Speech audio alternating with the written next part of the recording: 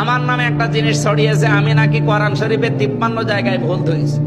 আমার কি পাগলা কুত্তায় কামড় দিয়েছে?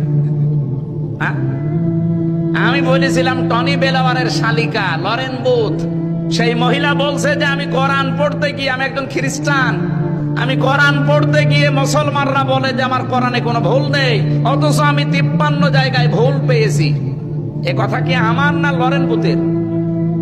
ওই লরেন বুথ কেটে দিয়ে আমি বলেছি, এই কথা চালিয়েছি। অনেক নেতা খেতাকে দেখলাম তারা এই কথাটা সামনে এনে বলছে, এ হামজার ওয়াজ শোনায় যায় না, ও কোরআনে ভুল ধরেছে। ওরে শয়তান, কার দোষ কার উপরে চাপিয়ে দিচ্ছে বলো তো? আমি যদি নিজে অপরাধ করতাম তো আমার উপরে দোষ চাপিয়ে দিলে আমি মেনে নিতাম। আমি তো, আমার দোষ না, আমি তো কোরআনকে আরো উপরে তুলেছি।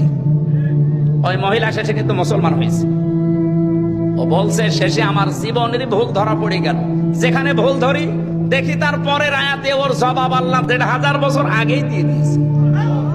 শেষে 53 জায়গার পরে এসে আমি আমার বাপ দাদার ধর্ম, এই খ্রিস্টান ধর্ম বাদ দিয়ে ইসলাম গ্রহণ করে মুসলমান হয়ে গেছি। আমি কি কোরআনকে ছোট করেছি না বড় করেছি? আর আমার নামে কি চালিয়েছে যে ও কোরআনে 53 জায়গায় ভুল ধরেছে, ওর পেছনে নামাজ হবে না, ওর ওয়াজ শোনা হারাম। আমার মনে হয় যে লোকটা ফতোয়া দিয়েছে, জীবনে পেশাব করে পানি নিয়েছে কিনা আল্লাহ ভালো জানে। কি ফতোয়া দেয়! জাহান্নামে যাওয়ার কিন্তু এটা কারণ, যেই দোষ সে করে না তার উপরে যদি কেউ ওই দোষ চাপিয়ে দেয়, বাংলাদেশের রাজনৈতিক